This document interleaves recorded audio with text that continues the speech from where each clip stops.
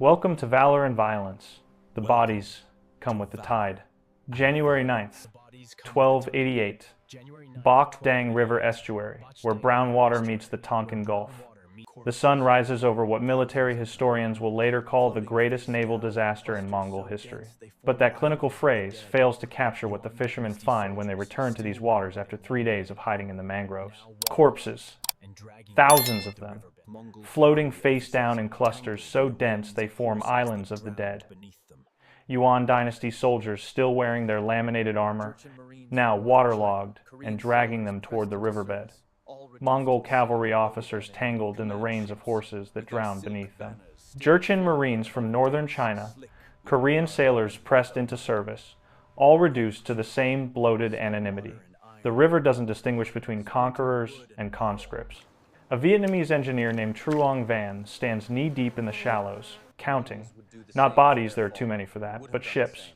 He marks each wreck with a notch on bamboo. War junks with their hulls split open, like rotted fruit. Supply vessels listing at impossible angles. Command ships with their silk banners still flying above decks, slick with blood and river mud. By noon, he stops counting at 417. There are more. He knows there are more. The smell arrives before you see the damage. Saltwater and iron, splintered wood and bowel. Something else underneath, the specific stench of rapid death, of bodies that stopped living all at once. In the same catastrophic moment, the locals will not fish these waters for 2 years. Some never return. But here's what makes forensic investigators pause when they study this scene centuries later. The precision. This was not the chaos of a conventional naval battle, where ships grapple and burn over hours. The wreckage forms distinct lines, almost geometric in their arrangement. The corpses cluster in specific zones. The wood splinters show a pattern impacts from below, driving upward through holes designed to withstand ramming from the sides. Commander Tran Hung Dao walks the riverbank at low tide, his boots squelching in mud that pulls at each step. He is 54 years old, a career soldier who has fought Mongols twice before. He does not celebrate. Around him, Vietnamese troops move through the shallows with boat hooks, pulling bodies toward shore. Standard procedure after naval engagements. Collect the dead, identify if possible, arrange proper burial. The Mongols would do the same for their fallen. Would have done the same? Because there is no Mongol army left to collect these bodies. The force that entered Dai Viet territory 18 months ago, the sources disagree on the exact numbers. But Chinese chronicles claim 400,000 men. Vietnamese records say 500,000 no longer exists as a functional military unit. Some drowned here in Bok Dang. Others died of disease in the jungles to the north.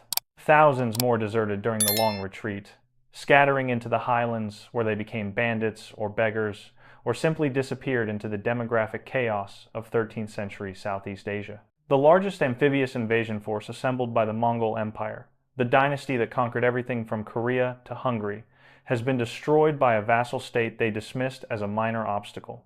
Tran Hung Dao kneels beside a body wearing an officer's insignia, elaborate silk still visible beneath the mud. The man's face is gone. Fish have been at work, but the hands remain intact. Soft hands. A commander who gave orders more than he wielded weapons. The general turns the corpse gently, almost respectfully, searching for identification.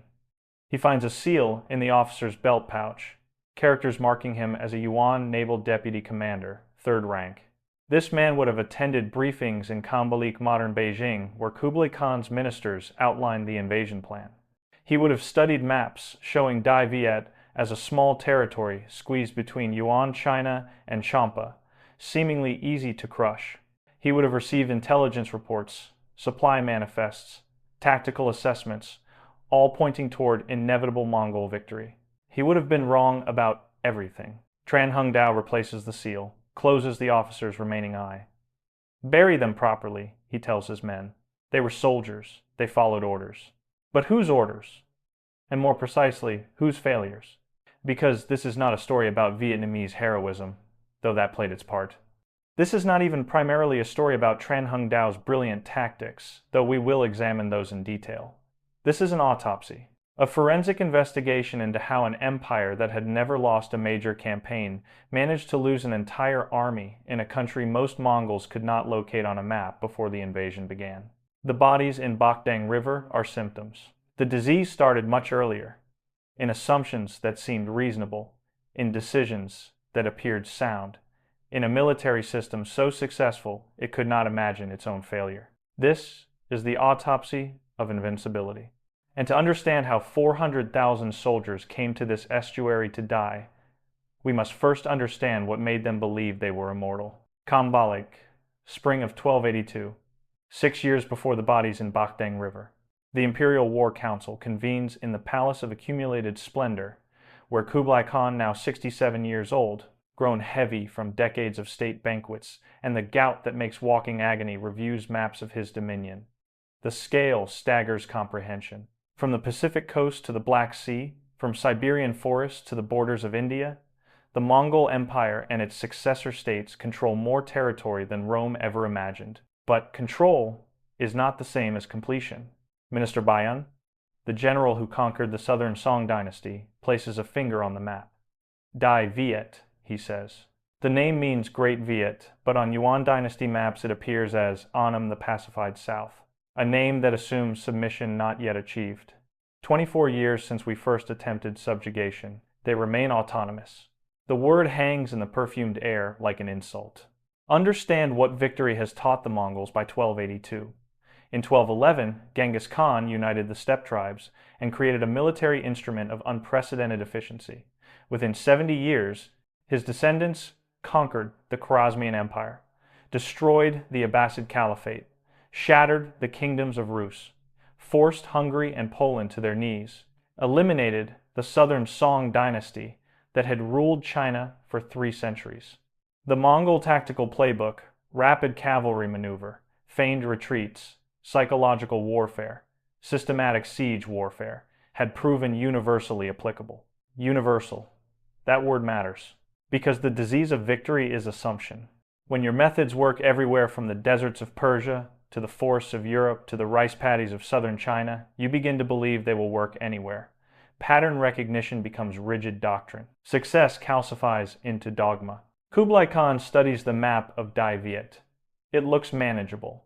A territory roughly 700 kilometers long, squeezed between Yuan China to the north and the Kingdom of Champa to the south. Population estimates vary, but Chinese sources suggest 7 million people. Compared to the Song dynasty's 70 million, this appears almost trivial. Previous campaigns failed due to insufficient commitment, says General Sogetu, who commanded Mongol forces in the second invasion of 1285.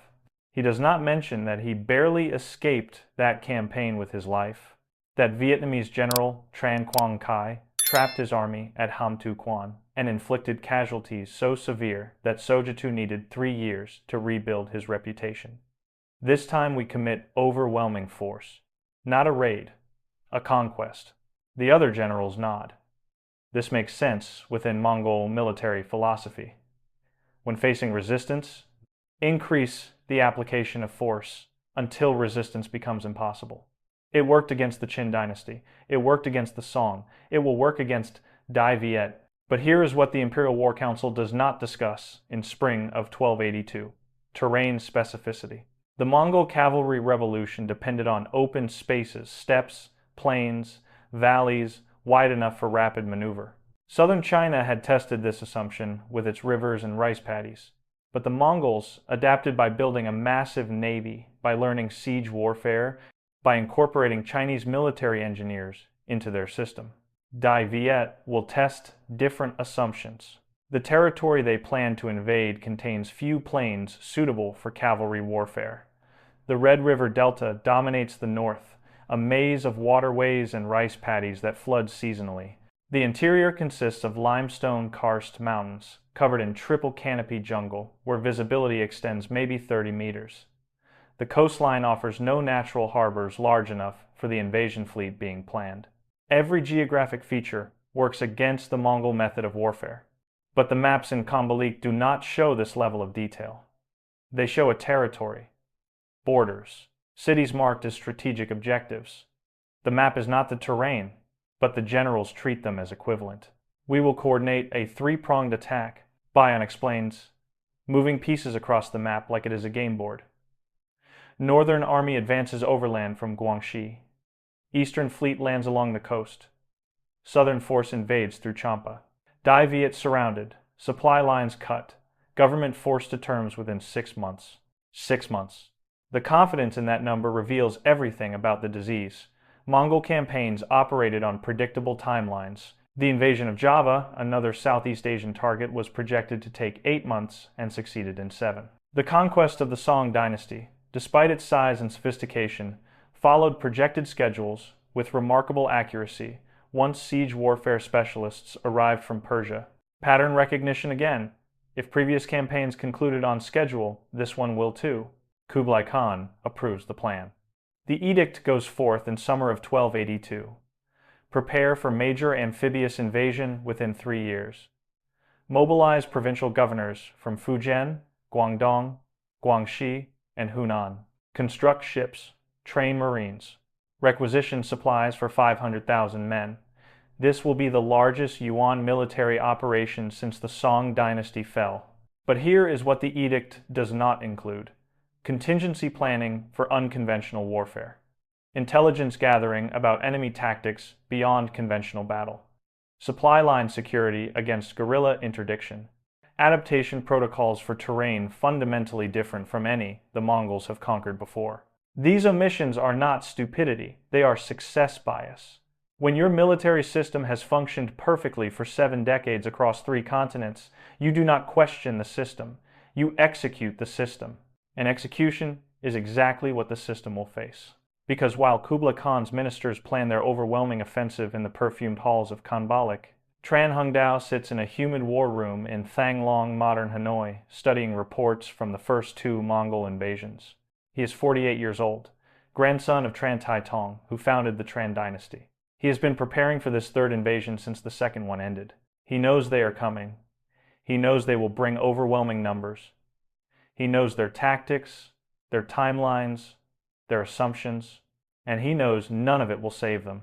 December 1287. 15 months into the invasion, General Togan leads the northern column through what his maps identify as the Red River Valley approach to Thanglong. The maps are technically correct. This is the Red River Valley. But maps cannot convey humidity that turns leather armor into breeding grounds for fungal infections. Maps cannot illustrate how triple canopy jungle reduces visibility to arm's length, how roots hidden beneath leaf litter snap cavalry, horses' legs, how the smell of rot permeates everything until soldiers can taste decay with every breath. Togan's column has been marching for 60 days. They should have reached the capital weeks ago. Sir, the scouts have not returned. Lieutenant Korchi delivers this report with carefully neutral tone.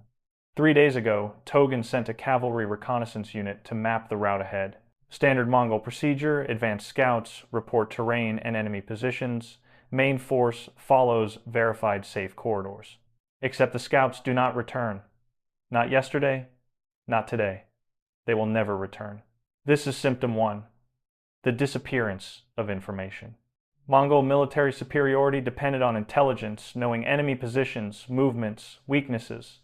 Their courier system could transmit messages across Asia faster than any civilization in history. But in Dai Viet's jungles, information dies. Scouts vanish. Messengers fail to arrive. The famous Mongol communication network, which allowed coordination across thousands of kilometers, simply stops functioning. Togan does not know that his missing scouts encountered Vietnamese militia units trained specifically for this purpose. Small groups of fighters who materialize from the jungle, kill swiftly, then vanish before Mongol cavalry can respond. The Vietnamese do not hold territory. They do not offer battle. They simply erase the Mongol ability to gather intelligence. Without scouts, Togan's army marches blind. We continue south, he orders. Maintain formation. But maintaining formation in terrain where the trail narrows to single file is impossible. The army stretches into a column kilometers long, units losing visual contact with those ahead and behind. Cavalry cannot deploy. Supply wagons bog down in mud that appears solid until weight reveals otherwise. And then the food runs out. This is symptom 2, logistical hemorrhage. The Mongol invasion plan assumed captured supplies would supplement their provisions. Standard procedure across their empire: conquer a city, seize its granaries, use enemy resources to fuel continued advance. But Tran Hungdao implemented scorched earth policy with systematic thoroughness. Every village the Mongols approach has been evacuated and burned, every rice store destroyed or poisoned, every well filled with corpses to contaminate the water, livestock driven into the hills, fruit trees cut down, fish ponds drained. The Vietnamese civilian population retreated ahead of the invasion, leaving nothing but ash and hunger. A Mongol officer named Temur keeps a journal fragments survive in Yuan historical archives. His entry from January 3rd, 1288. The men eat tree bark. 6 died from poisonous plants yesterday. We found a village today. No food. No people. Only bones arranged in patterns we do not understand. The locals know we are starving. They watch from the trees. We can feel their eyes. The bones arranged in patterns, this is psychological warfare. Vietnamese forces leave signs, symbols, arrangements of corpses and offerings that mean nothing to the Mongols, but communicate volumes to the local population. We are winning. The invaders are lost. Their spirits will wander these jungles forever. Morale begins its collapse. Symptom 3. The erosion of certainty. Mongol soldiers were conditioned to expect victory through relentless conditioning and unbroken success. But in Dai Viet, nothing proceeds as predicted. The capital does not fall. The population does not submit. The battles do not materialize. Instead, there is constant attrition. Men disappear from the rear of marching columns. Sentries die silently in the night. Throats cut. No alarm raised. Supply caravans vanish between checkpoints. Modern analysts call this guerrilla warfare. But the Mongols have no conceptual framework for it. Their military doctrine divides conflict into categories: pitched battle, siege warfare, nomadic raiding. What the Vietnamese execute fits none of these categories. It is warfare as erosion, victory through making the enemy's presence unsustainable. By February 1288, Togen's northern column has lost 30% of its effective strength without fighting a single major battle. Disease accounts for most casualties: dysentery, malaria, infections from wounds that turn gangrenous in the humidity. Desertion accounts for the rest: Mongol soldiers who simply walk away into the jungle, preferring to take their chances as fugitives rather than continue the nightmare march south. The Eastern Fleet, meanwhile, encounters its own symptoms. Admiral Omar, a Persian Muslim conscripted into Mongol naval service, commands the seaborne invasion force. 300 ships, 50,000 men, approaching the Red River estuary in January 1288. His orders: secure the river, advance upstream, link with Togen's northern column, jointly assault the capital. Simple on maps, impossible in execution. The Vietnamese have been preparing the rivers for defense since 1285. Tran Hungdao, studying the tidal patterns of Bac Dang River, has overseen the installation of thousands of wooden stakes in the riverbed, sharpened, iron-tipped posts arranged in precise formations below the waterline at high tide, exposed during low tide. The engineering required is extraordinary. Stakes driven deep enough to withstand current, positioned to create killing zones timed to the specific tidal cycle of this particular estuary. Omar's fleet enters Bac Dang at high tide. The water looks navigable. Local fishing boats operate here, so clearly it is safe for ships. The lead vessels advance confidently. Then, the tide begins to turn. This is symptom 4, environmental weaponization. The Vietnamese do not fight the Mongol Navy directly. They allow the river to fight for them. As water levels drop, Omar's ships settle lower. Hulls scrape against submerged stakes. Wood groans, then splits. Reverse. All ships reverse. Omar screams the order, but physics does not negotiate. Ships designed for open ocean cannot maneuver quickly in river currents. They pile into each other, oars tangling, sailors panicking. And all the while, the tide drops further, driving more hulls onto more stakes. Vietnamese fire ships appear from tributary channels, small vessels packed with straw and oil, deliberately ignited and guided by skeleton crews, who leap overboard at the last moment. They crash into the jammed Mongol fleet. Flames spread from ship to ship. Soldiers in armor jump overboard rather than burn. The armor drags them down. Those who remove the armor drown anyway. Most Mongol cavalry cannot swim. Maritime provinces conscripted for the invasion force never trained their men in water survival. Tran Hung Dao watches from the northern shore. He does not smile. Around him, Vietnamese soldiers stand ready with bows and crossbows, targeting any Mongols who reach the shallows. This is not heroic. This is industrial-scale killing. The systematic destruction of men trapped in a carefully prepared killing zone. The Battle of Bac Dang lasts 6 hours. By sunset on January 9th, 1288, Omar's fleet no longer exists. 300 ships reduced to burning wreckage, 50,000 men dead or scattered. The southern column, invading through Champa, hears rumors of the disaster and begins its own retreat. They will lose thousands more to Vietnamese harassment during the withdrawal. 3 symptoms have become terminal: information blindness, logistical collapse, environmental defeat. The disease of victory has run its course. Now comes the final diagnosis. January 9th, 1288. 0400 hours. High tide. Admiral Omar stands on the command deck of his flagship, a war junk appropriated from the conquered Song dynasty, 90 feet long, reinforced hull, crew of 200. The ship handles well in ocean swells, but feels sluggish in river current. Around him, the invasion fleet extends in both directions until ships blur into darkness. 300 vessels carrying the future of Mongol dominance in Southeast Asia. He does not know he is already dead. The estuary mouth appears calm. Local fishing boats operate here daily. Omar's scouts reported this, watching from concealed positions for 3 weeks. Vietnamese maritime traffic continued normally, suggesting no unusual defensive preparations. Standard intelligence analysis. If locals use the waterway, it is navigable. But the fishing boats draw 3 feet of water. Omar's warships draw 12. Advance at quarter speed, he orders. Caution born from 15 years commanding Mongol naval operations. Never rush into unfamiliar waters. Never assume safety. These principles kept him alive through campaigns from Japan to Java. They will not save him here. The lead ships enter Bac Dang River proper at 0430. Dawn remains 2 hours away. Navigation relies on landmarks memorized during daylight reconnaissance, a distinctive rock formation to port, a curve in the northern bank, the silhouette of hills against stars.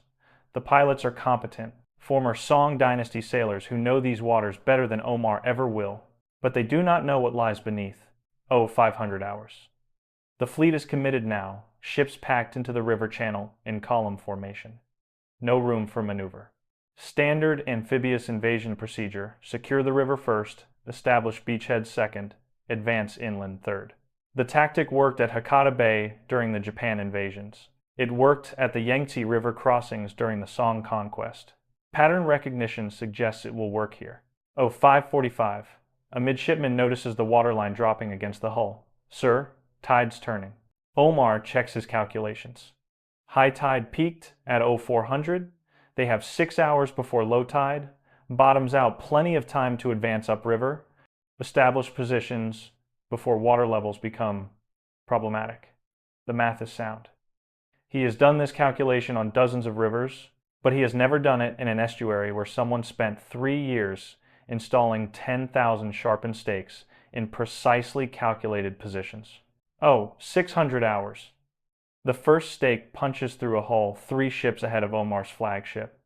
The sound carries across water, wood splintering from below, a crack like bone breaking, shouting.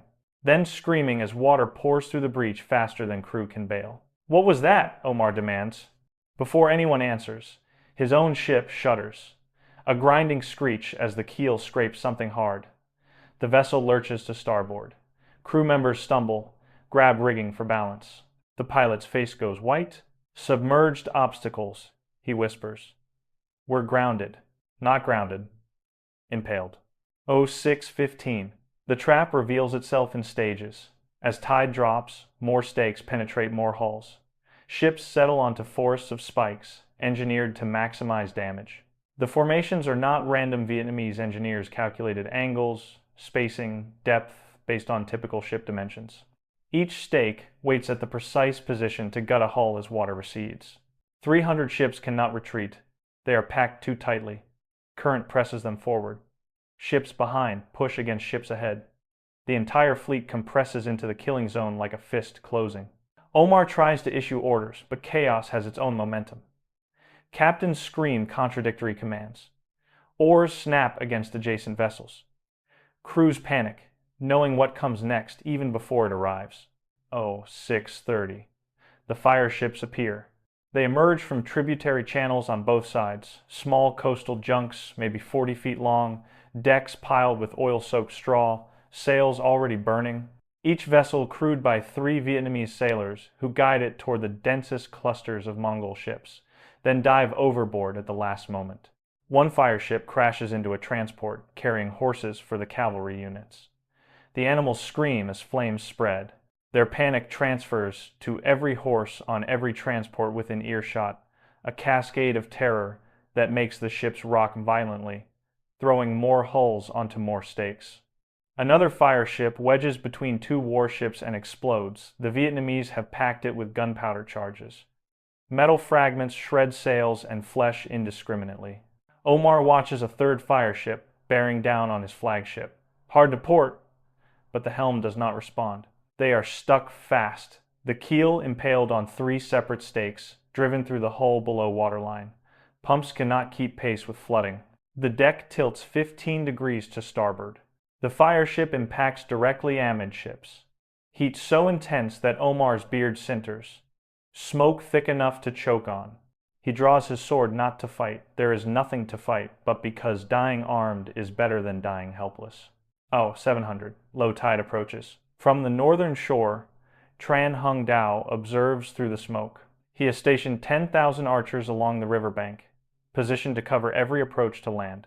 Vietnamese crossbowmen, weapons superior to Mongol composite bows, in this dense, humid air where sinew-backed bows lose tension, target any survivors attempting to swim ashore. A Mongol soldier reaches the shallows. An arrow takes him in the throat before his feet touch mud. Another makes it 3 steps before crossbow bolts drop him. The Vietnamese are not aiming for heroic kills. They are executing systematic elimination of enemy forces. Tran Hung Dao does not celebrate. He counts. His staff records casualties inflicted, ships destroyed, equipment captured. This is data for future reference, lessons for the next invasion, because he knows history, knows that empires do not accept defeat easily, that the Mongols might return, but they will not return. This is the battle that breaks them. 800. Omar is dead, drowned when his flagship capsized. Most of his command staff die with him. Of 50,000 men in the invasion fleet, perhaps 5,000 escape. They scatter into the countryside, hunted by militias, captured by villagers, dying slowly from wounds and starvation. The stakes remain in place for 200 years. Vietnamese fishermen know their positions, navigate around them, use them as landmarks. Foreign merchants hear stories about the River of Iron Trees, the place where an empire came to die. But the stakes are merely tools. The real weapon is something the Mongols never understood: systematic preparation. 3 years of engineering, intelligence networks, tracking tide tables and ship dimensions, psychological warfare eroding enemy morale, scorched earth eliminating supply options, every element coordinated toward a single objective, making the invasion unsustainable regardless of enemy numbers. The Mongol military system could not comprehend warfare where victory was not the goal. The Vietnamese did not seek to defeat the Mongol army in glorious battle. They sought to make the Mongol army defeat itself through exhaustion, disease, starvation, and tactical traps. By 0900, the tide is rising again. It brings corpses with it. The autopsy concludes with clinical precision. Cause of death: systemic failure cascading across multiple domains simultaneously. The Mongol invasion of Dai Viet did not die from a single wound. It died from institutional inability to adapt when foundational assumptions proved false. Primary pathology: doctrine rigidity. The Mongol military system achieved unprecedented success through standardized procedures applied universally. Rapid cavalry maneuver. Feigned retreats, drawing enemies into ambush. Psychological warfare through reputation. siege warfare incorporating captured engineers. This system conquered territories from Hungary to Korea because it was systematic, replicable, and refinable. But systems optimized for universal application become brittle when encountering environments that violate their assumptions. Diviet's terrain nullified cavalry advantage. Its population refused to concentrate in defensible cities, vulnerable to siege. Its military doctrine prioritized survival over glory, retreat over pitched battle, attrition over decisive engagement. Every element of Vietnamese resistance targeted a different assumption in Mongol doctrine. The Mongols could not adapt because adaptation required acknowledging that their system had limits, and the disease of victory made such acknowledgement impossible. Secondary pathology, intelligence collapse. Mongol conquests depended on information superiority, knowing enemy strength, movements, weaknesses before engagement. Their courier networks transmitted intelligence faster than any contemporary civilization. But in Dai Viet, the information system simply stopped functioning. Scouts disappeared. Local guides proved unreliable or hostile. Maps reflected cartographic fantasy rather than tactical reality. Without intelligence, even superior numbers become meaningless. Togen's northern column outnumbered any Vietnamese force it might encounter by factors of 10 to 1, but they never encountered Vietnamese forces in circumstances favoring Mongol tactics. Every engagement occurred in terrain, timing, and conditions chosen by the defenders. Tertiary pathology. Logistical starvation. Armies require food, water, medical supplies, replacement equipment. The Mongol supply system assumed captured resources would supplement provisions. But scorched earth policy meant there were no resources to capture. Villages stood empty. Fields lay burned. Wells ran poisoned. Modern military analysts estimate an army of 500,000 requires roughly 200 tons of food daily. The Mongol invasion force operated without secure supply lines for 15 months. Malnutrition, disease, psychological breakdown, these were not incidental casualties. They were inevitable consequences of logistical mathematics. Quaternary pathology. Environmental weaponization. The Vietnamese did not merely fight in their terrain. They transformed terrain into weapon. Stakes in riverbeds. Jungle trails that vanished after Vietnamese forces passed. Tidal patterns exploited with engineering precision. Weather patterns, monsoon seasons that turned roads to rivers, humidity that rotted supplies and infected wounds. Tran Hung Dao understood something the Mongol command did not. You cannot conquer geography. You can only make peace with it or be destroyed by it. But here is the question that haunts military historians. Could the Mongols have won? Different tactics, better intelligence, flexible adaptation to guerrilla warfare, would these have changed outcomes? Perhaps. The invasion force possessed overwhelming numerical superiority. Yuan dynasty resources dwarfed Dai Viet's economy. Given infinite time and unlimited commitment, systematic occupation might have succeeded. But victory requires will as much as capacity, and by early 1288, Kublai Khan's will was exhausted. The invasion had cost thousands of ships, hundreds of thousands of soldiers, millions in treasure. Provincial governors reported peasant revolts, triggered by conscription and taxation. The failed Japan invasions of 1274 and 1281 already strained resources. Adding another endless guerrilla war in Southeast Asian jungles offered no political benefit, justifying continued cost. So the order went forth: withdraw, salvage what forces remain, accept that Dai Viet will remain autonomous. The Mongol Empire, which had never accepted defeat, accepted defeat. Tran Hung Dao lived another 11 years, dying in 1299 at age 65. He never fought another major campaign. He did not need to. The Mongols never returned. Kublai Khan died in 1294, his final years consumed by the realization that his empire had reached its limits. After his death, the Yuan dynasty slowly contracted, losing territories it could no longer afford to garrison. The bodies in Bac Dang River marked the high water mark of Mongol expansion. Not because Vietnamese heroism was exceptional, though it was. Not because Mongol tactics were inferior, they were not. but because every system, no matter how successful, contains the seeds of its own failure. Victory teaches lessons. Repeated victory teaches the wrong lessons. And invincibility is simply the inability to imagine loss until loss becomes inevitable. The corpses came with the tide. They went with the tide. The river returned to fishing boats and merchant junks. The stakes remained, slowly rotting, monuments to the day an empire learned it was mortal. But this was not the only time an empire discovered its limits in ways it never anticipated. Sometimes the autopsy reveals even stranger causes of death, like the army that conquered itself, or the fortress that became a tomb not through siege, but through a single miscalculation about human nature. Those stories are waiting, and you know where to find them. Welcome to Valor and Violence. This was the autopsy of invincibility.